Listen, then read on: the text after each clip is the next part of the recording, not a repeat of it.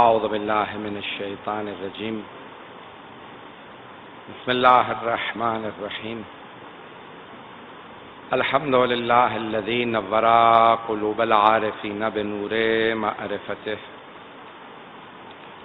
واثبت فؤاد انبیائہ واولیائہ بقصص الانبیاء والمرسلین وأكمل إيمان المسلمين والمؤمنين بولاية علي أمير المؤمنين عليه السلام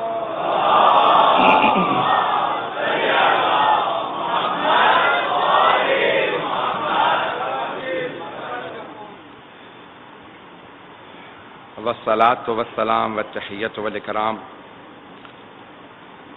على أفضل الموجودات العبد المؤيد والرسول المسدد المصطفى الأمجد المحمود الأحمد أعني أبا القاسم محمد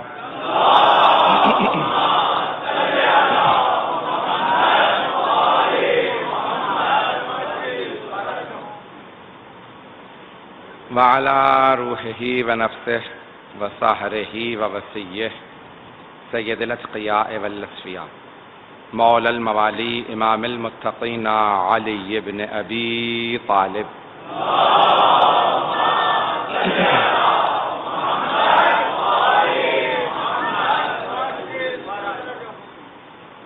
وعلى اوصیائہ لا سیما بقیۃ اللہ فی الارضین روحی وارواح العالمین لتراب مقدمہ الفدا واللعنة الدائمة على أعدائهم أجمعين من الآن إلى قيام يوم الدين أما بعد فقد قال الله الحكيم في كتابه الكريم بسم الله الرحمن الرحيم فأقم وجهك للدين حنيفا فطرة الله التي فطر الناس عليها لا تبديل لخلق الله ذلك الدين القيم ولكن أكثر الناس لا يعلمون صدق الله العلي العظيم صلوات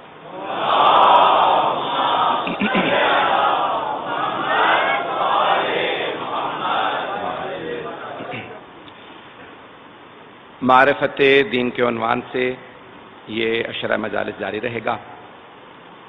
ہم نے کہا کہ جاننے میں اور پہچاننے میں فرق ہے۔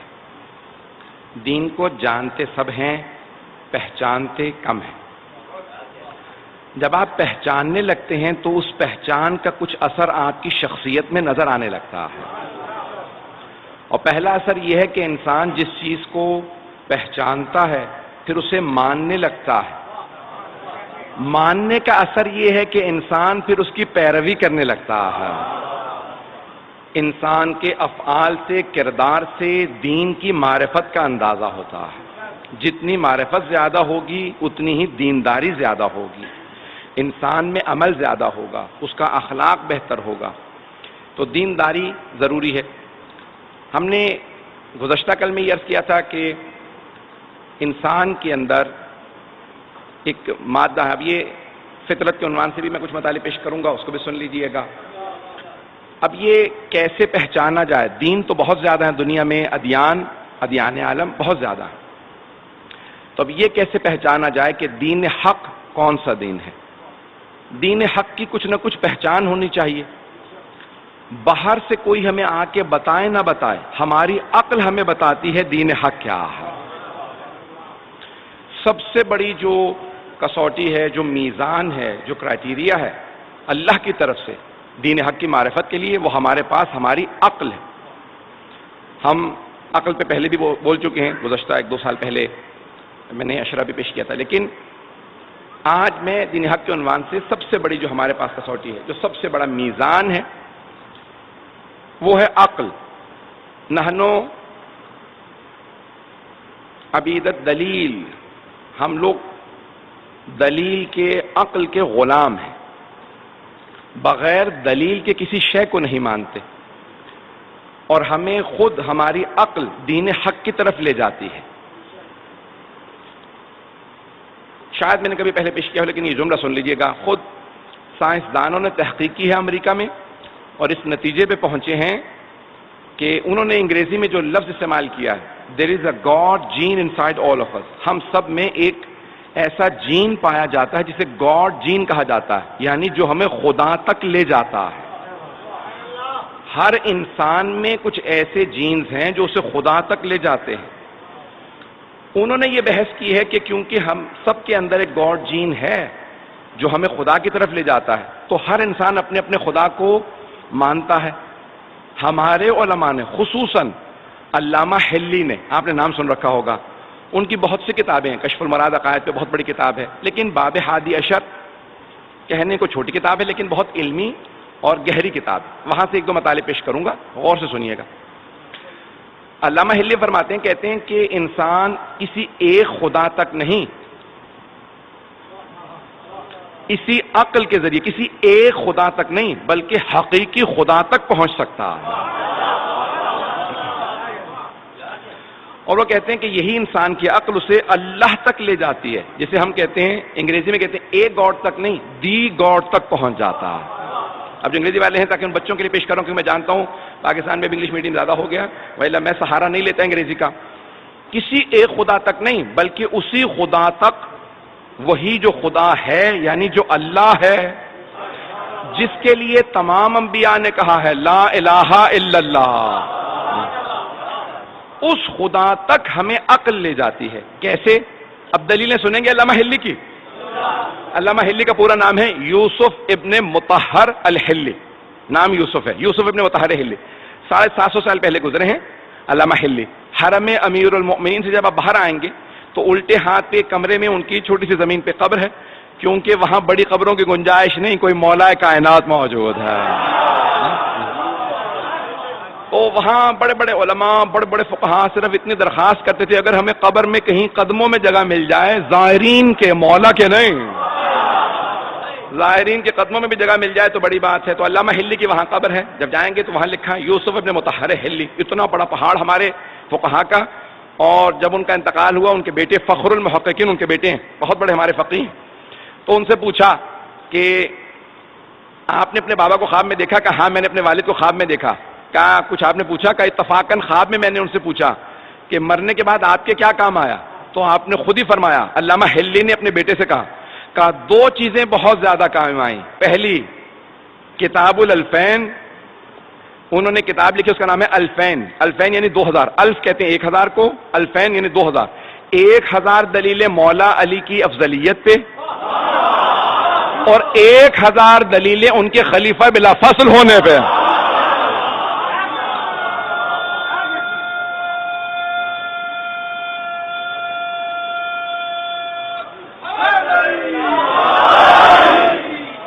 توجہ ہے ذہن گرامی؟ تو فخر المحققین جنہوں نے بے انتہا فقہ میں، رجال میں بڑی بڑی کتابیں لکھی ہیں، فرماتے ہیں میں نے علامہ حلی اپنے والد کو خواب میں دیکھا کہ مرنے کے بعد آپ کے سب سے زیادہ کیا کام آیا؟ تو کہا دو چیزیں، کتاب الالفین و زیارت الحسین۔ کہا زیارت سید الشہداء بہت کام آئی، میں پیدل جایا کرتا تھا مشی کے لیے، اب سمجھ میں آیا یہ عام مومنوں نے شروع نہیں کیا، فقہاء کی ایجاد ہے۔ یہ فقہاء نے کہاں سے سیکھا؟ کہا جناب زینب کبریٰ چل کے آئی تھی۔ تو یہ پوری دنیا میں مشی ہے، یہ چلنا، جلوسوں میں آنا۔ اذان گرامی اب یہ پیش کر رہا ہوں علامہ حلی کی دلیلیں سنیں گے انشاءاللہ توحید پہ۔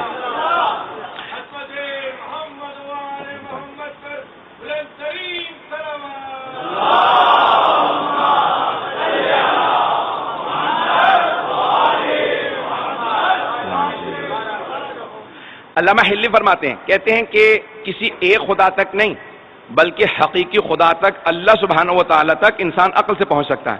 کہ اگر کوئی جنگل میں بھی پیدا ہو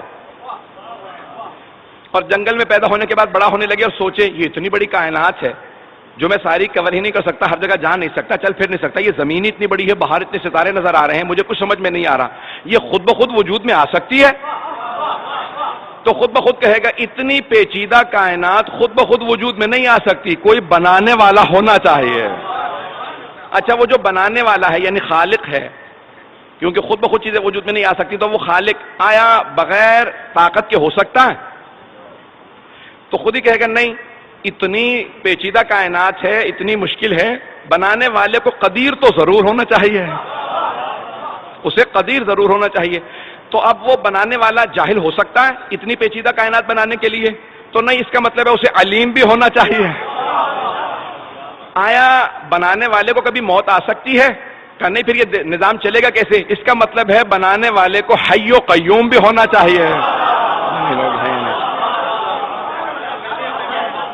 تو علامہ ہلی کہتے ہیں کہ ساری دلیلیں انسان جو جنگل میں بھی پیدا ہو سوچتا رہے تو اس خالق تک پہنچ جائے گا جو اللہ سبحانہ و تعالیٰ قدیر بھی ہے، علیم بھی ہے، حی و قیوم بھی ہے. خود انسان اس حی و قیوم تک پہنچ جائے گا. امیر المومنین نے بھی اسی انداز سے کہا ہے، یہ اسی مولا کے فرمان سے انہوں نے باتوں کو لے کے آگے بڑھایا ہے. اگر سننا چاہیں گے میں آگے بڑھوں گا. اذان گرامی، اب یہ تین حق انسان عقل سے پہنچے گا. تو پہلی چیز جو اپنے لیے واضح کرے گا وہ ہے توحید. میں انشاءاللہ اگلی مجلس میں دوسرے مقام پہ ہمارے عقائد کے عنوان سے رضویہ میں جب پیش کروں گا توحید کو تفصیلی پیش کروں گا، کیونکہ یہاں میرا عنوان دین ہے. تو اب دین میں جو دین حق کی ضروریات ہیں انہیں پیش کر رہا ہوں. اگر سننا چاہیں تو تفصیل سے توحید کو بیان نہیں کر سکتا، وقت نہیں ہے. لیکن یہاں ایک اس آیت کے اندر فطرت اللہ التی فطر الناس علیہا، تو انسان کی فطرت میں توحید ہے. انسان فطرتاً اللہ کو مانتا ہے. فطرت میں ہے کیسے؟ ایک دلیل دی ہے کسی اور بزرگ نے، اس کو دے پیش کر کے آگے بڑھوں گا. کہ مثال کے طور پہ ایک بچہ آئے اور آپ کو آ کے کہے کہ فلاں جگہ پہ یہ حادثہ ہو گیا، یا مثال کے طور پہ آگ لگ گئی. آپ سوچنے پہ مجبور ہوں گے، بچہ ہے. کچھ لوگ کہیں گے نہیں بچہ ہے، سننے کی ضرورت نہیں. اتنے میں ایک اور بچہ آ جائے اور دوسرا بچہ بھی آ کے وہی بات کہے جو پہلے بچے نے کہی تھی، وہاں آگ لگ گئی. اتنے میں بھی آپ سوچ رہے ہوں کہ دو بچے آ چکے ہیں، تیسرا بچہ آ جائے کہ وہاں آگ لگ گئی ہے. کچھ لوگ کہیں گے بچے ہیں، بچوں کی کیا بات سننی. اتنے میں چوتھا، پانچواں، چھٹا، ساتواں، 10، 12، 14. اگر اتنے بچے آ جائیں تو ہر آدمی کہے گا بچے صحیح، بات تو ایک ہی کہہ رہے ہیں، نہیں پہنچا پایا. ارے بچے ہی صحیح لیکن بات ایک ہی دہرا رہے ہیں، سب کے سب ایک ہی بات کہہ رہے ہیں. وہاں کچھ ہو گیا، جا کے دیکھو تو صحیح. ایسا نہ ہو بچے ہیں لیکن بات صحیح کہہ رہے ہوں. تو امیر المومنین فرماتے ہیں ایک نہیں، 1,24,000 بچے نہیں، انبیاء سب کے سب ایک کے بعد آتے رہے، ایک کے بعد ایک آتے رہے اور ایک ہی بات کہتے رہے، لا الہ الا اللہ. میں سب ایک ہی بات کہہ رہے ہیں. ذرا جا کے دیکھو تو صحیح، ایسا نہ ہو میں ہی غلط ہوں، کوئی خدا ہو. اذان گرامی، کوئی خدا ہے جو سب کے سب انبیاء ایک ہی بات دہرا رہے ہیں. اور پھر سب سے بڑی بات، وہ انبیاء پیسے والے نہیں تھے، دولت والے نہیں تھے، انہی لوگوں میں سے تھے. لوگ اپنے زمانے کے، ان کے زمانے کے لوگوں نے پتھر مار مار کے جان سے مارتے رہے، شہید کرتے رہے، آگ لگاتے رہے، سب کچھ وہ مرتے رہے لیکن ایک ہی بات دہراتے رہے، لا الہ الا اللہ. عزیزان گرامی، یہ 1,24,000 انبیاء، پھر 12 معصوم امام. کوئی حسین سجدے میں ہے، دنیا سے جاتے جاتے کہہ رہا ہے لا الہ الا اللہ. عزیزان گرامی، یہ سب دلیلیں ہیں کہ کوئی ایک خدا ہے. تو دین حق وہی راستہ ہے جو ایک خدا کی طرف دعوت ہے. جو دین حق ایک خدا کی طرف دعوت ہے وہ دین حق ہے. عزیزان گرامی، دوسرا جو اس دین حق کا سب سے بڑا کرائٹیریا ملاک، جو ہم نے کہا کہ ہر شے عقل سے واضح ہوگی. عقل سے، عقل یہ کہتی ہے کہ اگر خدا ہے، اور ابھی ہم ثابت کر چکے خدا ہے، تو پھر اس سے کوئی رابطہ برقرار ہو سکتا ہے؟ اس سے کوئی رابطہ ہو سکتا ہے؟ پھر اس کی صفات ہے، میں صفات میں نہیں گیا، وقت نہیں ہے. صفات ہے، اس میں عدالت آ جاتی ہے، عدالت کا ماننا ضروری ہے، وقت نہیں. انسان یہ سوچے گا اگر کوئی خدا ہے، اور ابھی ہم نے ثابت کیا خدا ہے، تو پھر اس خدا سے رابطہ ہو سکتا ہے؟ انسان تلاش کرے گا رابطہ ہو سکتا ہے، تو پھر کیسے ہو سکتا ہے؟ تو پھر انسان دیکھے گا کچھ ایسے ہستیاں آئی ہیں، انبیاء آئے ہیں جو کہتے ہیں ہمیں اللہ نے بھیجا. اگر اللہ سے رابطہ کرنا ہے تو پھر جن کو اس نے بھیجا ہے انہی کے ذریعے اللہ سے رابطہ ہو سکتا ہے. اسی کو وسیلہ بھی کہا جاتا ہے، توسل بھی کہا جاتا ہے. کہ خدا سے رابطہ ہو سکتا ہے لیکن وسیلے کے ذریعے. مستقیم بھی ہو سکتا ہے، مستقیماً بھی ہو سکتا ہے. مجھے پتا ہے مجمع جو ہے وہ کل اور آج بارش کے باوجود بھی الحمدللہ ہمارے منتظمین بتا رہے تھے کہ مجمع بھی انتہا آیا. یہ آپ کی عقیدتیں ہیں، دین سے محبت ہے، حسین کا عشق ہے جو آپ کو لے کے آ رہا ہے.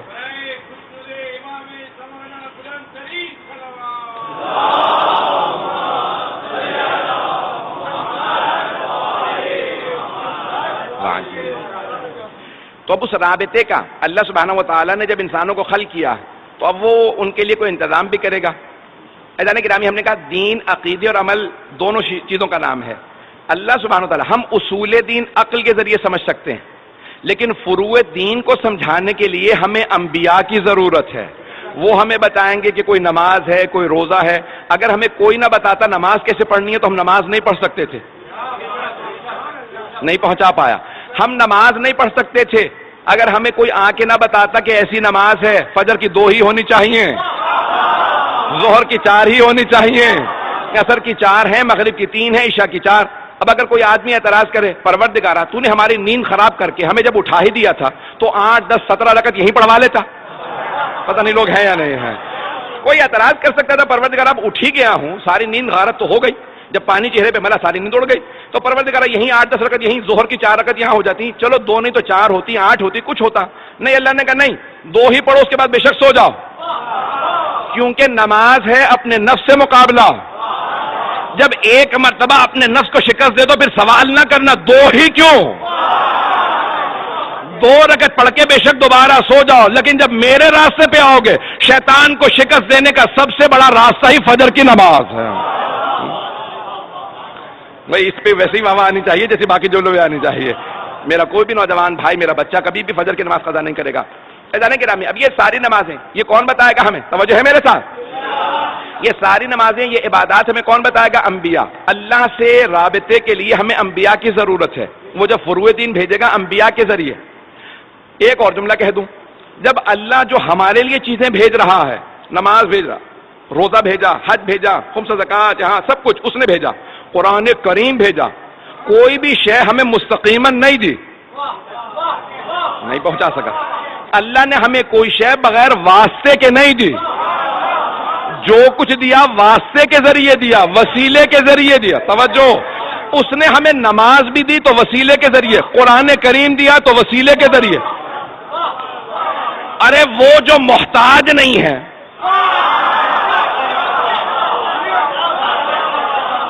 وہ اللہ جو کریم ہے، صمد ہے، لم یلد ولم یولد ہے، محتاج نہیں ہے، جب وہ بھیج رہا ہے تو وسیلے کے ذریعے. تو جب ہم یہاں سے بھیجیں،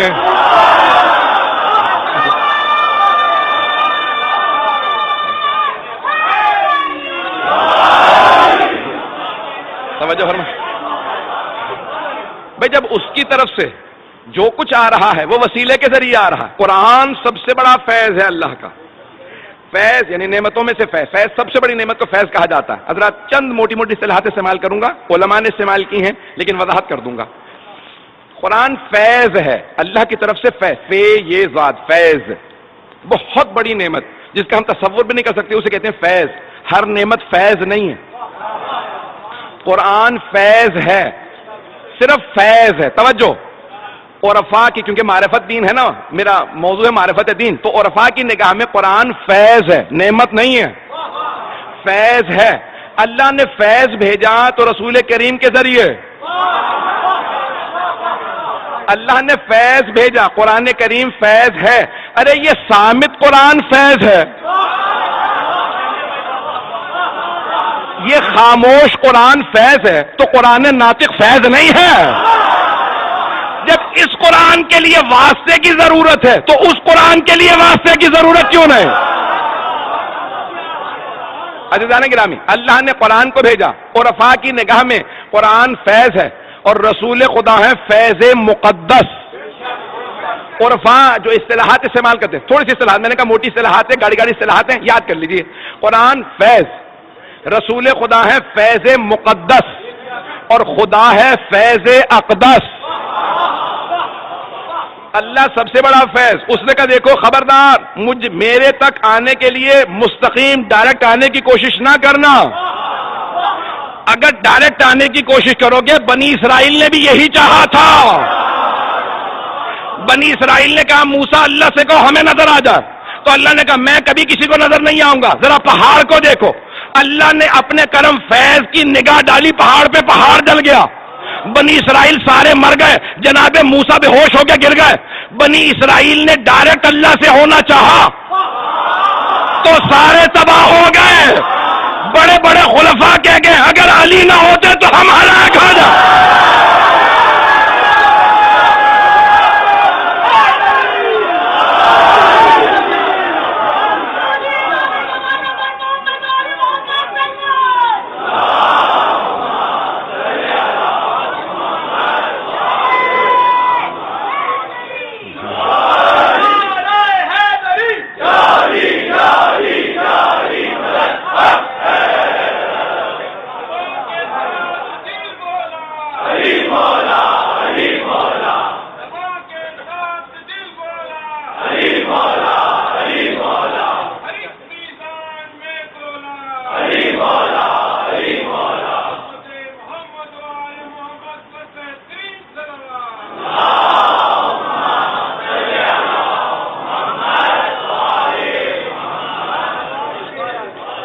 توجہ فرمائے جانے کے رام.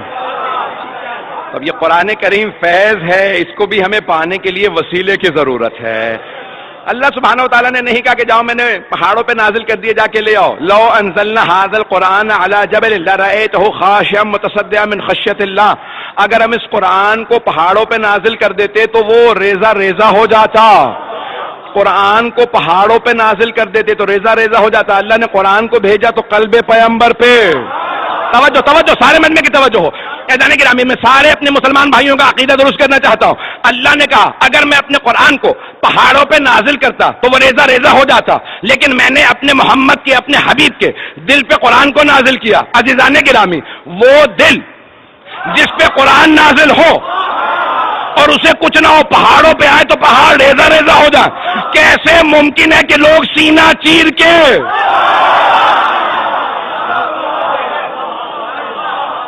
کیسے ممکن ہے کہ اس دل کو دھونے کی ضرورت ہو؟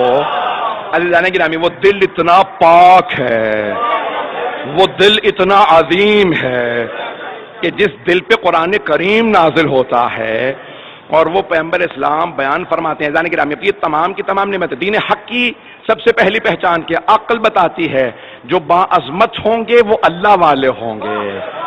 جو باعظمت ہوں گے وہ اللہ والے ہوں گے. تو عزیزان گرامی، دین حق کیسے پتا چلے؟ علامات بتائیں گی. نمبر 2، دوسرا، متعدد کتابوں سے، جتنی آسمانی کتابیں سب میں تذکرہ آئے گا دین حق والوں کا.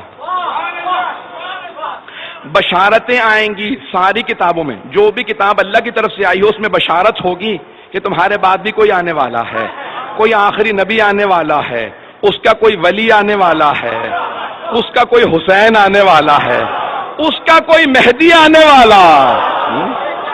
تو سارے انبیاء کی کتابوں میں تذکرہ آتا رہے گا. آج میں چند جلدی جلدی حوالہ جات پیش کرنا چاہتا ہوں.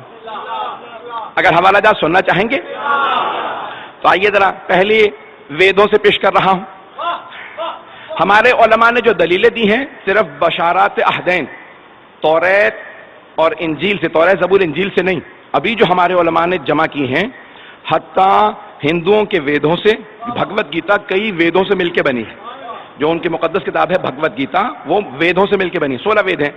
تو ویدوں کے اندر ویدھا جسے کہا جاتا ہے، اس میں سے ایک خود ہندو بہت بڑے پنڈت ہیں، انہوں نے کتاب لکھی ہے کالکی اوتار کے نام سے، اور اس میں انہوں نے ثابت کیا ہے کہ جو نشانیاں ساری ہماری ویدھا میں تھیں، کالکی اوتار یا کہہ لیں جو کائنات پہ اللہ کا سب سے بڑا، یا اس نے ایشور لکھا ہے خدا، جو سب سے بڑا خدا ہے، اس کا جو سب سے بڑا نمائندہ آئے گا اسے ہندی میں یا سنسکرت میں کالکی اوتار کہتے ہیں. عربی میں اگر دیکھیں تو اسی کو کہتے ہیں رحمت للعالمین. پتہ نہیں لوگ ہیں یا نہیں ہیں. تو اب اس نے کچھ نشانیاں بتائی ہیں. تو کہا کہ وہ جزیرے میں آئے گا، اور جزیرت العرب کہا جاتا ہے حجاز کو، کہ جزیرے میں آئے گا. اور متعدد نام لکھے ہیں جو سنسکرت سے ہندی میں ترجمہ ہوئے ہیں. ایشور داس یا وشنو بھگت، یہ 2 الفاظ استعمال کیے گئے ہیں. توجہ ہے میرے ساتھ؟ گھبرا تو نہیں رہے ہیں؟ داس غلام کو کہتے ہیں، بندے کو کہتے ہیں. بھگت بھی بندے کو کہتے ہیں. ایشور سب سے بڑے خدا کو کہتے ہیں. اور وشنو بھی خدا کے ناموں میں سے ایک نام ہے جو ہندوؤں کے استعمال ہوتا ہے. بھگت یا داس جب عربی میں ترجمہ کیا جائے بندہ، تو عربی میں بنتا ہے عبد، اور سب سے بڑے خدا کو کہا جاتا ہے اللہ. اگر اسی ایشور داس یا وشنو بھگت کا عربی میں ترجمہ کیا جائے تو عبداللہ بنتا ہے. پتہ نہیں لوگ ہیں یا نہیں ہے.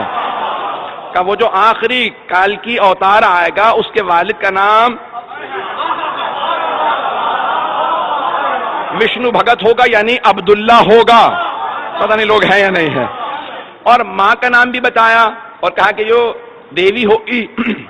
اور ہم جب دیوی کہتے ہیں تو ہم عربی میں جو بھی لفظ استعمال کیا جائے، جیسے ہم عربی میں کہتے ہیں سیدہ، اردو میں کہتے ہیں بی بی. شانتی یعنی امن سے ہے، اور اسے عربی میں ترجمہ کیا جائے تو امن سے ہے. آمنہ بی بی بنتی ہے.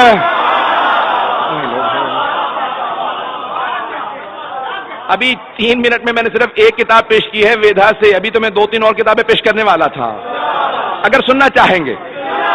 تو میں نے کہا حق، دین حق کی علامات میں سے علامت ایک یہ ہے کہ تمام ادیان عالم میں، اللہ کی جو آسمانی ادیان ہیں ان میں اس آخری نبی کا تذکرہ پایا جاتا ہوگا. صرف نبی کا نہیں، ان کے اوصیاء کا بھی تذکرہ پایا جاتا ہوگا. ایک بہت بڑے پروفیسر ہیں تھامس مکیلوین کے نام سے، تھامس مکیلوین، بچے نام یاد رکھیں تاکہ کبھی دلیل دینا پڑے.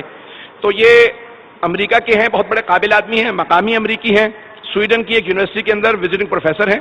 انہوں نے کتاب لکھی ہے اسلام ان بائبل. ان کا میں نے لندن میں اب سے 14-15 سال پہلے، شاید 16-18 سال پہلے، مجھے یاد نہیں، بہت پہلے ایک انٹرویو لیا تھا. تو انہوں نے اس انٹرویو کے بعد کہا تھا میری زندگی کا سب سے بڑا اور اچھا انٹرویو یہی تھا.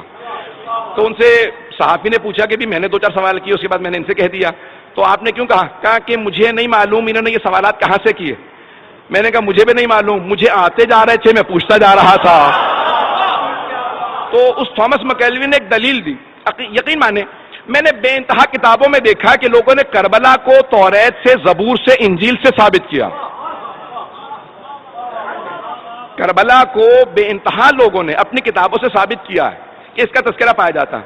لیکن تھامس مکیلوین نے غدیر خم کے واقعے کو بائبل سے ثابت کیا، اور کتاب چھپ چکی ہے. کتاب کا نام ہے اسلام ان بائبل. اسلام ان بائبل میں اسلام. اور انہوں نے بہت سی دلیلیں دی ہیں. اب میں 2 دلیلیں جلدی جلدی توریت سے دینا چاہ رہا ہوں. یہ ایک دلیل سن لیجیے اور پھر ایک انجیل سے اگر سننا چاہیں گے. عزیزان گرامی، یہ دلیل امام رضا علیہ السلام نے بھی دی ہے.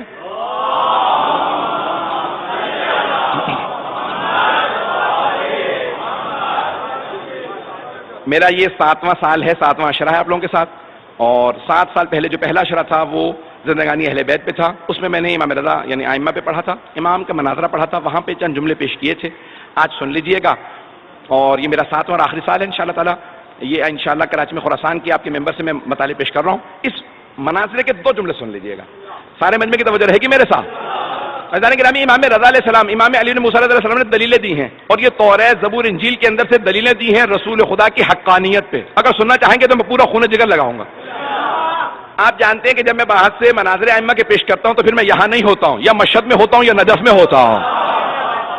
مجمع کی توجہ میرے ساتھ رہے گی. عزیزان گرامی، جب پوچھا گیا مختلف ادیان عالم کے لوگوں نے امام معصوم سے سوال کیا ہماری کتابوں سے ثابت کیجئے کہ آپ کے نبی کا تذکرہ ہماری کتابوں میں ہو.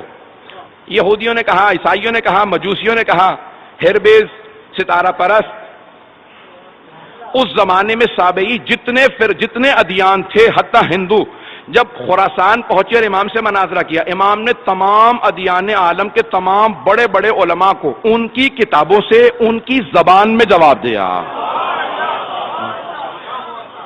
یہ میں بہت سوچا کرتا تھا، امام نے ہر عالم کو اسی کی زبان میں جواب کیوں دیا؟ اسی کی کتاب سے جواب دینا تو ضروری تھا، اس کی زبان میں جواب کیوں دیا؟ عربی میں جواب دیتے. اس کی زبان میں جواب دینا اس لیے تاکہ کبھی یہ کوئی نہ کہے کہ پیغمبر امی کے معنی یہ ہیں کہ ان پڑھ تھے. ارے جب وسیع ایسے ہیں تو نبی کیسے ہوں گے؟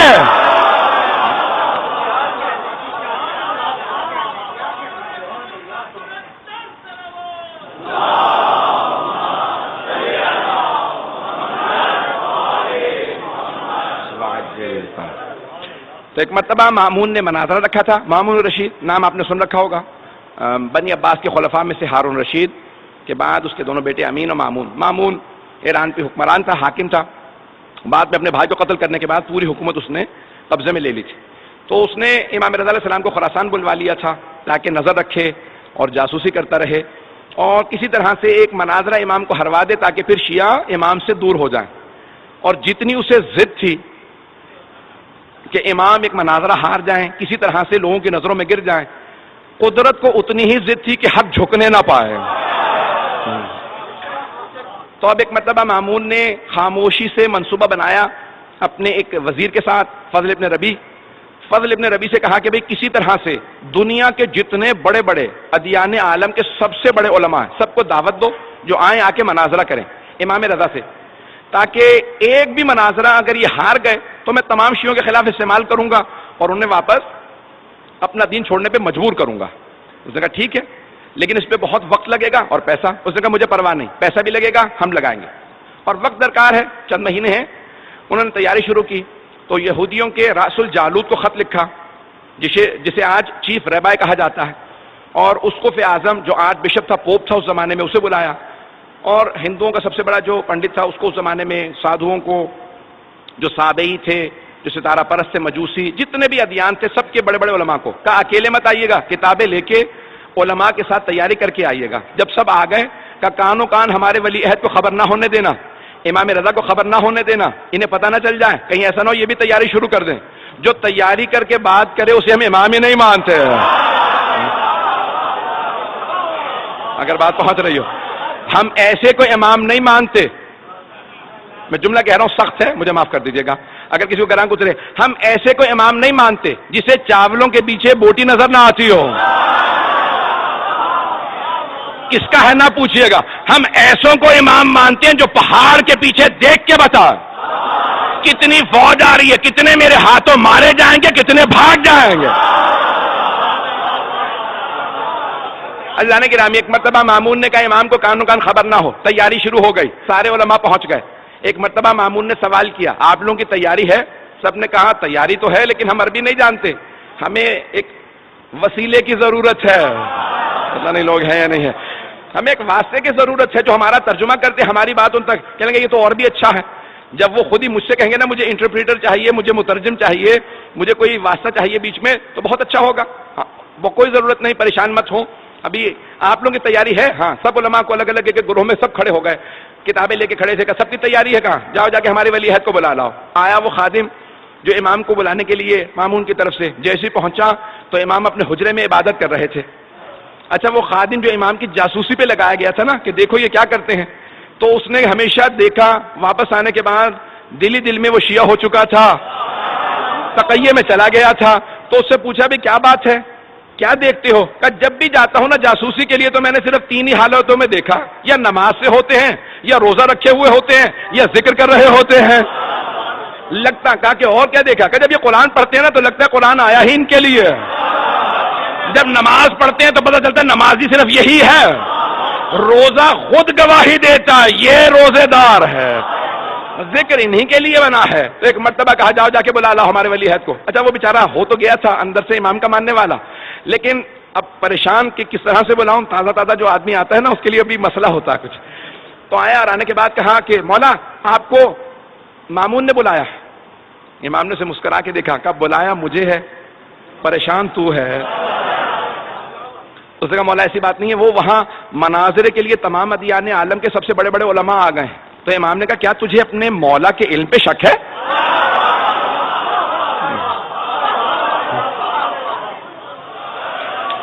بس ایک مرتبہ امام نے کہا کہ تجھے اپنے مولا کے علم پہ شک ہے؟ اس نے کہا نہیں مولا آپ کے علم پہ کوئی شک نہیں, لیکن مولا یہ جو مناظرہ کرنے والے ہوتے ہیں نا یہ بات ایسی گھما پھرا کے کرتے ہیں کہ سوال کچھ ہوتا ہے جواب کچھ بنتا ہے. تو میں گھبرا یہ رہا ہوں کہ مناظرے کے لیے وہ تو تیاریاں کر کے آئے ہیں. مولا نے کہا سن, چہرہ میرا نہیں مامون کا دیکھنے والا ہوگا. جب میں ہر عالم کو اسی کی زبان میں اسی کی کتاب سے جواب دوں گا تو چہرہ مامون کا دیکھنے والا ہوگا. بس بے وقت نہیں رہا, جلدی جلدی مجھے دلیلیں پیش کرنا ہے. امام رضا علیہ السلام پہنچے. اب میں اپنے انداز سے پیش کروں کیسے آئے ہوں گے دربار میں. تو مامون نے ایک مرتبہ کہا خبردار کوئی امام کے لیے دروازہ نہ کھولے. وہ خود ولی عہد ہیں, کا دروازہ وہ خود کھولیں گے. آپ کو پتا نا محلوں کے دروازے بہت بڑے بڑے ہوتے ہیں, کہ محل کے دروازوں کو وہ دھکیلیں, پردہ کوئی نہ ہٹائے. جبکہ سپاہی موجود تھے, کہ خبردار کوئی پردہ نہ ہٹائے. وہ خود چلتے ہوئے آئیں اور کوئی ان کی تعظیم میں کھڑا نہ ہو. جب وہ مجھ سے آ کے سلام کر کے اجازت مانگیں گے میں بتاؤں گا انہیں کہاں بیٹھنا. ایک مرتبہ میں اپنے انداز سے پیش کر رہا ہوں, امام چلے, امام نے ولایت کی قبا اوڑھی, امامت کی ابا کاندھوں پہ رکھی، عصمت کا امامہ سر پہ رکھا، تولا کی تسبیح لی، تبرہ کا ڈنڈا لیا،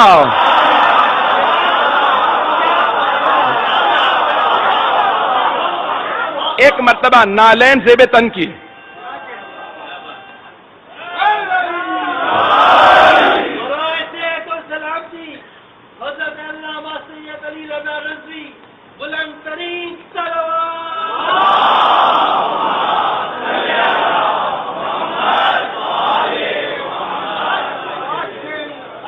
آپ حضرات کی محبت و عقیدتوں کا بے انتہا شکریہ، بس سن لیجیے گا، 5 سے 7 منٹ زحمت دوں گا۔ ایک مرتبہ امام چلے، جیسے ہی امام نے نالین سے بے تن کیے، چلنے لگے، تو میرا دل کہتا ہے زمین قدموں کے بوسے دے رہی ہوگی، آسمان سر پہ سایہ کر رہا ہوگا۔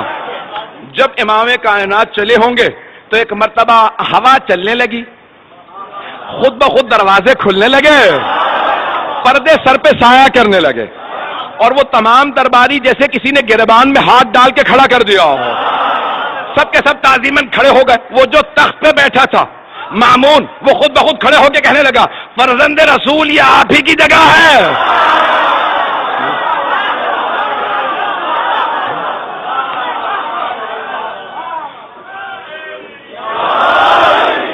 فرزند رسول یہ آپ ہی کی جگہ ہے، آپ تشریف لائیے۔ مولا نے کہا نہیں، میں تیرے تخت پہ نہیں بیٹھوں گا، تیرے تخت سے ظلم کی بو آتی ہے، میرے لیے ممبر لگوا دیا جائے، ہم وارث ممبر ہیں۔ ایک مرتبہ امام کے لیے ممبر لگایا گیا، امام ممبر پہ تشریف لائے، مامون نے فوراً امام کو دیکھا، کہا فرزند رسول کچھ لوگ سوالات کرنے آئے تھے۔ یہ نہیں کہ میں نے دعوت دے کے بلایا ہے سازش کے تحت، اور یہ سب بڑے بڑے دور سے پیسے لے کے آئے ہیں، کچھ نہیں کہا۔ کہا فرزند رسول کچھ لوگ سوالات کرنے آ گئے تھے، تو میں نے سوچا آپ ہی سے سوال پوچھ لے، میں کیا جواب دے پاؤں گا۔ مولا نے مسکرا کے مجمع کو دیکھا، اور اس طرح سے دیکھا کہ سب کے ذہنوں پہ امام ایسے مسلط ہوئے کہ سب پہ روب طاری ہو گیا۔ جو الہی نمائندہ ہوتا ہے اس کا آنا بتاتا ہے یہ اللہ کا بھیجا ہوا ہے۔ ایک مرتبہ امام نے مجمع کو دیکھا، سب پہ ایک روب طاری ہوا، کہ ان کے چہرے پہ ہیبت و جلال، ان کا نور بتا رہا ہے یہ عام آدمی نہیں ہے۔ امام نے مجمع کو دیکھنا شروع کیا، کہا پہلے آپ لوگ سوال کریں گے یا پہلے میں سوال کروں؟ اب وہ اور زیادہ پریشان، کا یہ اکیلا آدمی اتنے بڑے مجمع سے کہہ رہا ہے کہ آپ سوال پہلے کریں گے، میں پہلے اتنا ہی نہیں یقین ہے اپنے علم پہ۔ امام نے کہا آپ پہلے سوال کریں گے، پہلے میں سوال کروں گا۔ تو جو عیسائی آرچ بشپ تھا، جو ان کا پوپ تھا، جو سب سے بڑا ان کا پادری تھا، اس نے کہا ہم لوگ تو بہت زیادہ ہیں، آپ ہی کیوں نہیں ایک ایک سوال سب سے کر لیتے؟ امام نے کہا تو پھر میں آپ ہی سے شروع کرتا ہوں۔ پتہ نہیں لوگ ہے یا نہیں، اسی نے دعوت دی تھی، امام نے کہا پھر میں آپ ہی سے شروع کرتا ہوں۔ کہا فرمائیے۔ امام نے کہا یہ بتاؤ حضرت عیسیٰ کو مانتے ہو؟ کہا ہاں۔ کہا کیا مانتے ہو؟ کہا ہم مانتے ہیں وہ ابن اللہ تھے۔ ابن اللہ یعنی اللہ کا بیٹا، سن آف گاڈ، وہ ہم مانتے ہیں کہ حضرت عیسیٰ اللہ کے بیٹے تھے۔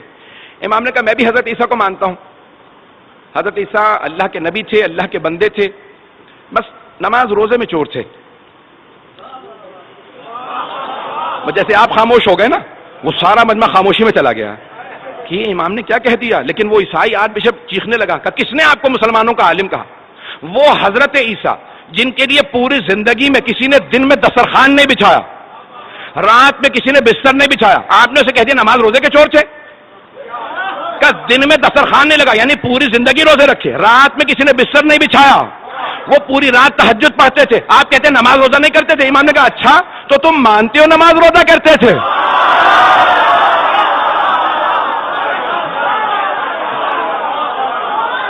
مناظر ایسے ہی ہوتا ہے۔ امام نے کہا اچھا تو مانتے ہو تم نماز روزہ کرتے تھے؟ کہا ہاں بے شک، جناب عیسیٰ نے پوری زندگی تہجد پڑھی، پوری زندگی نمازیں پڑھی، پوری زندگی روزے رکھے۔ امام نے کہا اچھا یہ بتا نماز روزہ کیا ہے؟ کہا نماز روزہ عبادت ہے۔ امام نے کہا پھر سن، جو عبادت کرتا ہے وہ عبد ہوتا ہے، ابن نہیں۔ جو عبادت کرتا ہے وہ بندہ ہوتا ہے، بیٹا نہیں۔ پتہ نہیں توجہ ہے یا نہیں؟ امام نے کہا وہ بندہ ہوتا ہے، بیٹا نہیں۔ امام نے کہا تیرا سوال؟ اس نے کہا میرے پاس کوئی سوال نہیں۔ آپ نے سوال چھوڑا ہی کہاں ہے؟ ہمارے دین کی بنیادیں ہلا دی۔ ہمارے پورے دین کی بنیاد یہی ہے کہ عیسیٰ اللہ کے بیٹے ہیں، ابھی آپ نے ثابت کر دیا نہیں ہے، کسی اور سے بات کر لیجیے۔ امام نے فوراً یہودیوں کا رخ کیا، کہا یہودیوں تم جناب موسیٰ تک سارے انبیاء کو مانتے ہو، بعد والے انبیاء کو کیوں نہیں مانتے؟ کہا کیونکہ بعد والے انبیاء نے ویسے معجزات نہیں دکھائے جیسے جناب موسیٰ نے دکھائے تھے۔ جناب امام رضا علیہ السلام نے فرمایا، کہا قرآن کریم نے کہا کہ جناب موسیٰ نے 2 معجزات دکھائے، جیب میں ہاتھ ڈال کے نکالتے تو ید بیضا تھا، نور نکلتا تھا، ہاتھ میں عصا ہوتا تھا، زمین پہ پھینکتے تو اژدہا میں تبدیل ہو جاتا. کہ 2 معجزات قرآن کریم نے بتائے. تم بتاؤ تم کتنے معجزات مانتے ہو؟ کہ یہی 2 معجزات ہم بھی مانتے ہیں. امام نے کہا اگر بعد والے انبیاء کا میں دکھاؤں، انہوں نے تو اس سے بڑے بڑے معجزات دکھائے. جناب عیسیٰ نے مردوں کو ٹھوکر مار کے کہا قم باذن ربک، مردہ زندہ کر دیا. ختمی مرتبت نے چاند کے 2 ٹکڑے کر دیے. کہ بعد والے انبیاء نے تو اور بڑے بڑے معجزات دکھائے، تم کیوں نہیں مانتے؟ کہ لیکن وہ بعد والے انبیاء کے معجزات ہم نے خود نہیں دیکھے اس لیے نہیں مانتے. امام نے کہا اچھا یہ بتا جناب موسیٰ کے معجزات تو نے خود دیکھے؟ لوگ ہیں یا نہیں؟ جناب موسیٰ کے معجزات تو نے خود دیکھے ہیں؟ کہ نہیں خود تو میں نے نہیں دیکھے، میں اس زمانے میں نہیں تھا 4000 سال پہلے، لیکن مستند کتابوں میں وہ معجزات آئے. امام نے کہا اچھا اور اگر میں مستند کتابوں سے جناب عیسیٰ اور جناب ختمی مرتبت کے معجزات ثابت کر دوں تو مان لے گا؟ کہ مان لوں گا لیکن آپ کے نزدیک مستند نہیں، ہمارے نزدیک مستند ہو. امام نے کہا اچھا یہ بتاؤ تمہارے نزدیک سب سے مستند کتاب کون سی ہے؟ کہا توریت. وہ جو یہودی رسول جالوت تھا نا چیف رہبر، وہ ذرا دور کھڑا تھا. امام نے کہا تمہارے نزدیک سب سے مستند کتاب کون سی؟ اس نے کہا توریت. امام نے کہا ذرا مجمع کو بتانا میری توریت کی تلاوت کیسی ہے. توریت کھولو. اس نے توریت کھولی. امام نے کہا دائیں طرف کے صفحے سے میں پڑھنا شروع کرتا ہوں. نہیں ہے مجمع میرے ساتھ. امام نے بھائی اب نعرے کا وقت نہیں رہا، کسی چیز کا وقت نہیں رہا. امام نے ایک مرتبہ عبرانی زبان کے اندر، عبرانی ہیبرو زبان میں توریت کی تلاوت شروع کی. جیسے ہی امام نے تلاوت شروع کی اس نے آدھا صفحہ سنا، فوراً توریت کو بند کیا. کہا رک جائیے، آپ وہاں ممبر پہ بیٹھے، میں یہاں کھڑا ہوں، یہ آپ کو پتا کیسے چلا میں نے صفحہ کون سا کھولا؟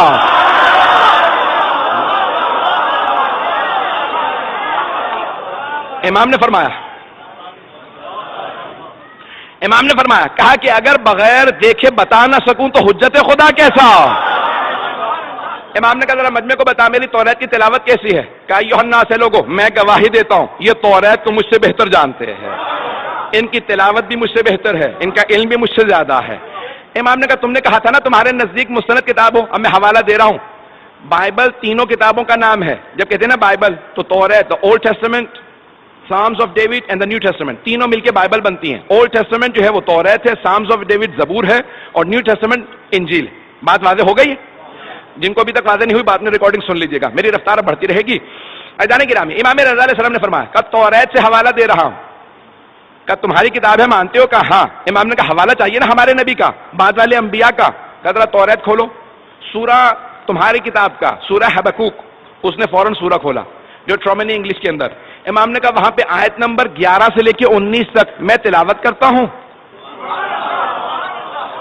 اور سنتے چلے جانا. سارا مجمع سن رہا ہے، مامون بھی دیکھ رہا ہے کہ کیا ہوتا ہے، یہ توریت سے ثابت کر رہے ہیں. ایک مرتبہ امام نے بیان کرنا شروع کیا. امام نے کہا سنو وَتَجَلَّى رَبُّكَ، عربی میں موجود تھا. جب میں اس کا انگریزی میں ترجمہ کر رہا تھا نا کتاب کا تو میں پریشان ہو رہا تھا. رات کے 12 بجے کے بعد کا وقت تھا کہ یہ 1200 سال پہلے امام رضا نے اس زمانے کی توریت سے حوالہ دیا. توریت زبور انجیل کو تبدیل کر دیا گیا، تحریف کر دیا گیا، توجہ بدل دیا گیا. یہ آج بھی حوالہ موجود ہے یا نہیں؟ 2007 یا 8 کی بات ہے جب میں ترجمہ کر رہا تھا. میں فوراً آن لائن ہوا. اس زمانے میں وائی فائی ابھی دستیاب نہیں تھا. میں نے جا کے دیکھا gospel.com پہ کہ گیٹ وے ٹو بائبل. میں نے دیکھا کہ بھئی یہ موجود ہے یا نہیں، عربی کی عبارت کو، کیونکہ شیخ صدوق نے عربی میں لکھا تھا. میں نے فوراً وہاں ٹائپ کیا تو آج موجودہ توریت میں امام کا حوالہ موجود تھا. میرا یقین اور زیادہ بڑھ گیا. ہم ایسے امام کی امامت کے قائل ہیں کہ جن کی نگاہیں دیکھ لیں توریت بدل جائے گی، لیکن تبدیل ہونے کے بعد بھی 1250 سال بعد جو حوالہ توریت میں رہے گا وہ حوالہ امام نے دیا. امام نے وہ حوالہ دیا. ایک مرتبہ امام نے کہا کھولو. اب وہاں پہ کہا وَتَجَلَّى، اب آپ کے رب نے اپنی وحی کو نازل کیا. وحی کو نازل کیا. Your lord sent his manifestation, انگریزی ترجمہ بھی وہاں پہ موجود ہے کہ آپ کے رب نے اپنے وحی کو نازل کیا. اللہ طور سینا، آن ماؤنٹ سینا، طور سینا پہ. کہا یہ طور سینا پہ کس پہ وحی نازل ہوئی؟ تو فوراً وہ رسول جالوت نے یہودیوں کے سب سے بڑے عالم نے کہا کہ جناب موسیٰ پہ، دنیا جانتی ہے جناب موسیٰ پہ وحی آئے. کہا مانتے ہو نا؟ کہا ہاں. کہا ذرا اگلی آیات کی تلاوت کرو. اور وَتَجَلَّى رَبُّكَ، اور تمہارا رب وحی نازل کرے گا علی جبل سعیر. انگریزی میں تھا ماؤنٹ سائر. کا جبل سعیر پہ، ماؤنٹ سائر پہ، جبل سعیر پہ، کوہ سعیر پہ وحی نازل کرے گا. کہا بتاؤ یہ کوہ سعیر پہ کس پہ وحی آئی؟ ایک مرتبہ یہودی عالم خاموش ہو گیا. کہا میں نہیں جانتا. امام نے کہا کتاب تمہاری ہے، سورہ تمہارا، آیت تمہاری کتاب کی، ذرا ایک مرتبہ تم سننا، میں بتاتا ہوں۔ امام نے عیسائیوں کا رخ کیا، کہا اے عیسائیوں، کیا تمہارا عقیدہ ہے کہ جناب عیسیٰ پہ جبل سعیر پہ وحی آئی تھی؟ سارے عیسائیوں نے کہا ہاں ہم مانتے ہیں کہ جناب عیسیٰ پہ جبل سعیر پہ وحی آئی۔ امام نے کہا یہودیوں، تم کہتے ہو مستند کتاب سے حوالہ دو تو مان لو گے، تمہاری کتاب میں تذکرہ ہے کہ بعد والے نبی پہ جبل سعیر پہ وحی آئے گی۔ کہ تمہاری کتاب ہے، حوالہ جناب عیسیٰ کا ہے، کیونکہ تمہیں معلوم نہیں کس نبی پہ، میں بتا رہا ہوں اور عیسائی بتا رہے ہیں کہ جناب عیسیٰ پہ وہاں وحی آئی۔ اب جیسے آپ میں سے بہت سے خاموش ہے، سارے یہودی خاموش ہو گئے کہ کیا کیا جائے گا۔ ایسا گرامی، مجھے پتا ہے کہ آپ کے سب حضرات کی توجہ کی وجہ سے میری طرف توجہ ہے کہ اگلا جملہ کیا ہوگا۔ امام نے کہا سن، آیت نمبر 18 اور 19 میں لکھا وہ تجلی ربک علی جبل فاران، اور تمہارا رب جبل فاران پہ وہی نازل کرے گا۔ انگریزی میں نے ترجمہ دیکھا جبل فاران کا، تو لکھا تھا ماؤنٹ فیرن، ماؤنٹ پہ جبل فاران پہ۔ امام نے کہا جانتے ہو جبل فاران کہاں ہے؟ کہا ساری دنیا جانتی ہے، مکے کے پہاڑی سلسلوں کا نام جبل فاران ہے۔ امام نے کہا اسی جبل فاران میں جو مکے کے پہاڑی سلسلوں کا نام ہے، ایک غار ہے جس کا نام ہے غار ہرا۔ پوری دنیا میں صرف ہمارے نبی نے کہا مجھ پہ غار ہرا میں وحی آئی تھی۔ کہا او یہودیوں، کتاب تمہاری ہے، حوالہ ہمارے نبی کا ہے۔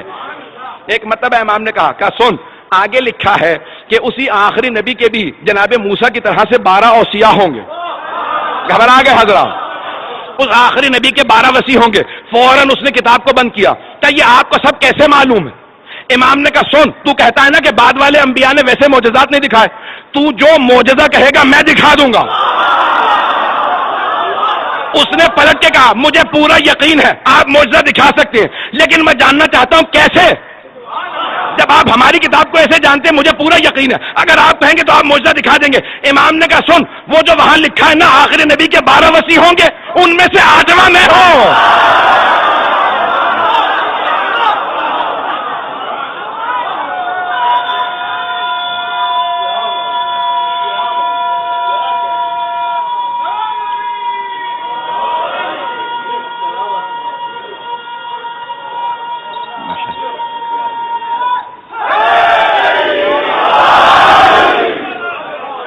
توجہ فرمائے جانے کے دین حق وہ ہوگا، دین حق وہ ہوگا جس کی حقانیت کی دلیلیں تمام کتابوں میں ہوں گے۔ تمام آسمانی کتابیں گواہی دیں گی یہی دین حق ہے۔ دین حق کے جو پہنچانے والے ہیں وہ حبیب خدا ہیں، اور وہ بتا کے گئے ہیں کہ میری مقدس کتاب کا نام قرآن ہے، اور ان کے ساتھ میں اپنی آل کو چھوڑے جا رہا ہوں جو قرآن کے ساتھ ساتھ رہیں گی، یہ کبھی جدا نہیں ہوں گے۔ اب جو قرآن نیزوں پہ بلند کرتے نظر آئے وہ آل کے اور قرآن کے دشمن ہیں، اور جو نیزوں پہ سر بلند ہو کے بھی قرآن سناتے نظر آئے وہ وارثان قرآن ہیں، وہ آل محمد ہیں، وہ اوصیاء رسول خدا ہیں۔ تمام کے تمام مسلمانوں حتیٰ عیسائیوں نے گواہی دی ہے کہ جہاں جہاں سے نیزے پہ سید الشہداء کا سر گزرتا تھا قرآن کی تلاوت کرتا نظر آتا تھا۔ عزیزان گرامی، پہلی محرم گزر گئی ہے، سید الشہداء سفر میں ہیں، ابھی کربلا نہیں پہنچے ہیں، 2 محرم کو پہنچیں گے۔ جاننا چاہتے ہیں سفر کہاں سے شروع ہوا؟ یہ 28 رجب کو مدینے سے سفر شروع ہوا۔ زیادہ وقت نہیں ہے، میرا آپ سے وعدہ ہے ذرا کچھ دیر کے لیے میرے ساتھ مدینہ منورہ چلیے۔ وہاں ایک حسین اپنے نانا کی قبر سے وداع کرنے جا رہے ہیں۔ آپ کے ذہنوں میں ہے نا، یزید نے خط لکھا مروان کو، کہا کہ مجھے حسین کی بیعت چاہیے، امام حسین نے انکار کر دیا۔ بس بھئی وقت نہیں ہے کہ تفصیل میں جاؤں، ذہنوں میں واقعہ ہے آپ کے۔ جب کہا نا کہ بیعت چاہیے، امام نے کہا نہیں بیعت نہیں کروں گا۔ پھر تیار ہو جاؤ ہے حسین، یزید پھر فوج لے کے آئے گا۔ کہا نانا یہ آپ کا شہر ہے، میں نہیں چاہتا میری وجہ سے آپ کے شہر پہ حملہ ہو۔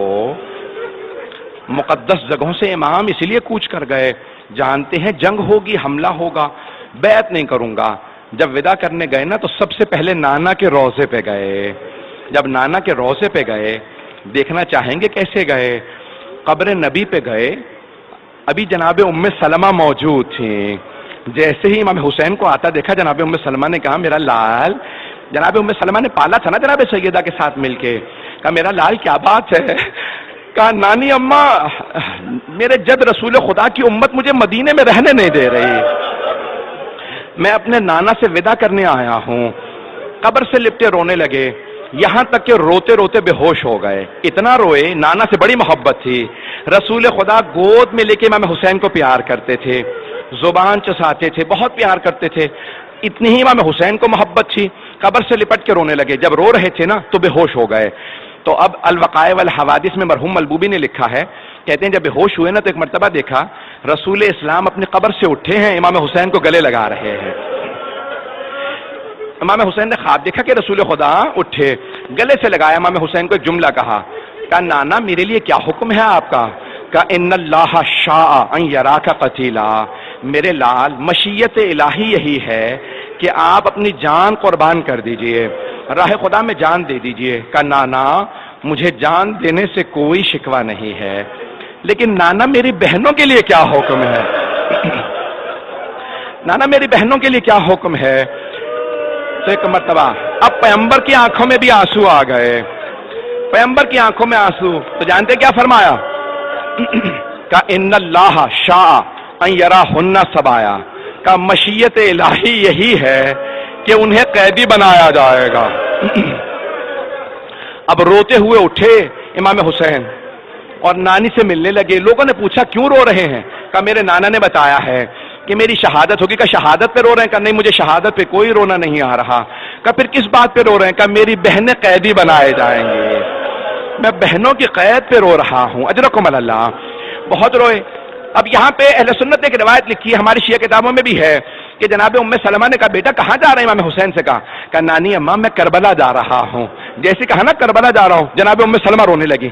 کہا بیٹا کربلا نہ جائیے گا, آپ کے نانا نے مجھ سے کہا تھا اے ام سلمہ میرا یہ لال حسین کربلا میں مارا جائے گا.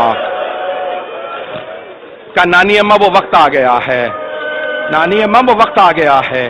بس بھی نکلے نا جیسے روضہ رسول سے باہر, تو جناب عبداللہ حضرت عبداللہ ابن عباس آ گئے.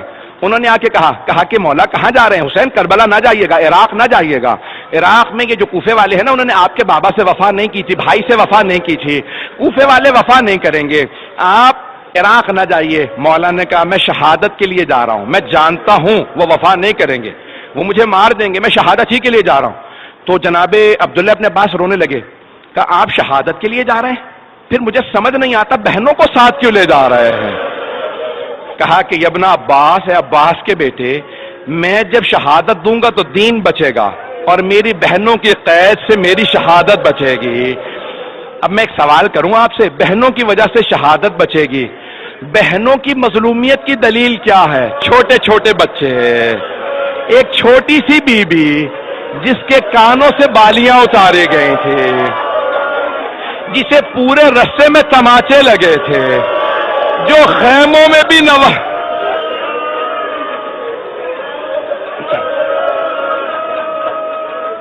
رک جائے, ابھی رک جائے, 2 منٹ ابھی نہیں 2 منٹ.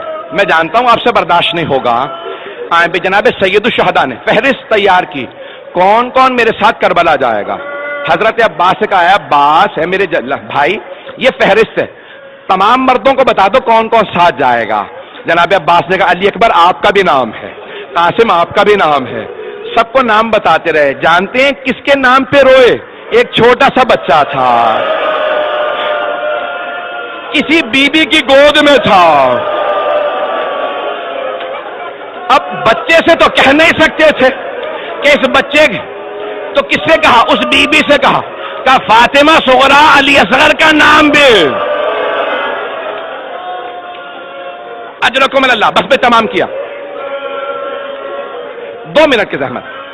سب کو بتایا کس کس کا نام ہے, کہ آپ کا بھی نام ہے, مستورات کے بھی نام بتایا. کہ عباس راستے کے لیے پانی لے لیجئے گا. جناب عباس نے مشکیزوں پہ پانی بھرنا شروع کیا, پانی بھر کے اونٹوں پہ لادنا شروع کیا. بہت زیادہ پانی لیا. کہ نہیں مولا میں نے اتنا پانی رکھ لیا, پانی ختم نہیں ہوگا, نہ جانے کون سا لشکر آئے گا جسے پانی پلا دیں گے. بس ایک مرتبہ پانی بھر لیا. مولا عباس نے، غازی عباس نے پانی اونٹنیوں پہ سب پہ رکھ دیا. اب ایک مرتبہ مولا حسین نے کہا عباس اونٹنیوں پہ اماریاں لگا دو، پردے کا انتظام کر دو. کتنا پردے کا اہتمام ہے. جوانان بنی ہاشم سے کہو کھڑے ہو جائیں، اب میرے گھر سے بیویاں آئیں گی. مولا مسند بچھا کے بیٹھ گئے. اندر سے خاتون آواز دیتی کون سی بیوی آ رہی ہے. مولا اسی طرح سے آواز دیتے، اونٹنی آ کے بیٹھتی، مولا آواز دیتے. اندر سے آواز آئی حسن مشتبہ کی بیوہ آ رہی ہے. جناب ام فروا کے آنے پہ مولا حسین نے آواز دی قاسم ماں کا بازو تھامو سوار کرا دو. سارے مصائب میں نے چھوڑ دیے. اتنے میں کسی اندر سے خاتون نے کہا لیلا آ رہی ہیں. جناب سید الشہداء نے کہا علی اکبر ماں کا بازو تھامو. جناب علی اکبر نے بازو تھاما، ماں کو سوار کرایا. اتنے میں عبداللہ ابن سنان راوی ہے، وہ کہتا ہے میں نے سنا کسی نے آواز دی علی کی بیٹی ام کلثوم آ رہی ہیں. ایک مرتبہ مولا حسین نے کہا عباس بہن کو سوار کرا دو. جناب عباس آگے بڑھے، جناب ام کلثوم کو ناکہ پہ سوار کرا دیا. اتنے میں کسی نے آواز دی علی کی بیٹی زینب کبریٰ. راوی کہتا ہے میں نے خود دیکھا حسین مسند سے کھڑے ہو گئے. 2 منٹ. راوی کہتا ہے میں نے دیکھا حسین مسند سے کھڑے ہوئے. آواز دی عباس گھٹنا زمین پہ رکھو، علی اکبر ماں کا بازو پکڑو، اون محمد عماری کا پردہ ہٹاؤ. تو سارے جوانان بنی ہاشم کھڑے ہو گئے. جناب عباس آگے بڑے بی بی آئیے سوار کرا دو. جناب زینب کبریٰ نے کہا نہیں عباس آج آپ مجھے سوار نہیں کرائیں گے. جناب علی اکبر نے کہا پھوپھی اماں میں آپ کو سوار کرا دوں. کہا نہیں علی اکبر. اون محمد نے کہا اماں ہم کا نہیں آج رک جاؤ. مولا حسین نے کہا بی بی آپ کو میں سوار کرا دوں. کہا بھیا مجھے معاف کر دے لیکن آج آپ سے بھی سوار نہیں ہونا چاہتی. بہن پھر کون سوار کرا؟ کہا بھیا جو مجھے 11 محرم کو سوار کرائے گا. آج وہی مجھے سوار کرا. میرے مولا نے آواز دی میرا سجاد بیٹا پھپھی کو سوار کرا دو.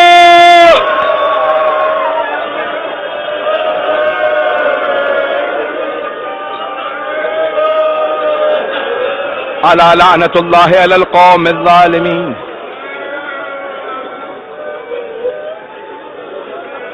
وَسَيَعْلَمُ الَّذِينَ ظَلَمُوا أَيَّ مُنْقَلِبٍ يَنْقَلِبُونَ. صرف 2 جملے دعا کے، ہاتھوں کو بلند کیجئے گا.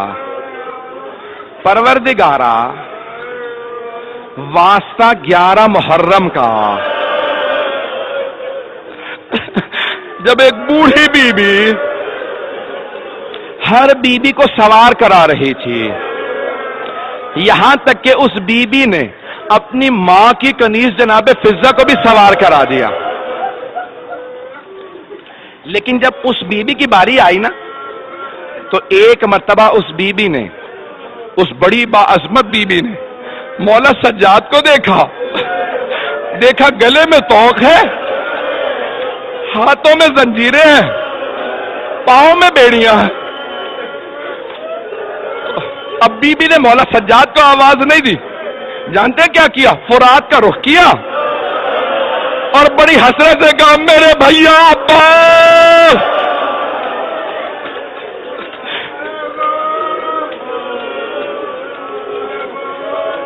پروردگارا 11 محرم کا واسطہ ہم سب کو امام زمانہ کا ظہور دیکھنا نصیب فرما.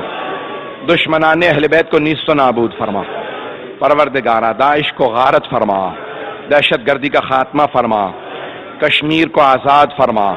عراق میں، افغانستان میں، شام میں، بحرین میں، یمن میں حالات خراب ہیں، نائجیریا میں نہ جانے کہاں. پروردگارا سب میں حالات بہتر فرما. ہمارے تمام مریضوں کو صحت کاملہ عاجلہ عنایت فرما. پروردگارا ان بیبیوں کی اسیری کا واسطہ جنہیں جب اسیر بنایا گیا نا، آپ کو پتا ہے جب کسی اسیر کو، قیدی کو رہائی مل جاتی ہے وہ خوش ہوتے ہیں، لیکن نہ جانے یہ شام سے رہا ہونے والی بیویاں کیسے تھے، رہائی ملنے پہ رو رہے تھے، اور جانتے کیسے رو رہی تھی؟ بہت زیادہ رو رو کے کہتی تھی واہ علی اکبر،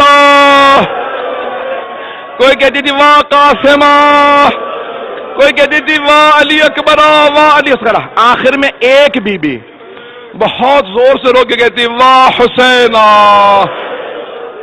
پروردگارا ان بیبیوں کی اسیری کا واسطہ جتنے بھی ہمارے علماء مومنین جہاں جہاں اسیر ہیں سب کو رہائی کی خبر عنایت فرما۔ ربنا تقبل منا انك انت السميع العليم بحق محمد وآلہ الطیبین الطاہرین۔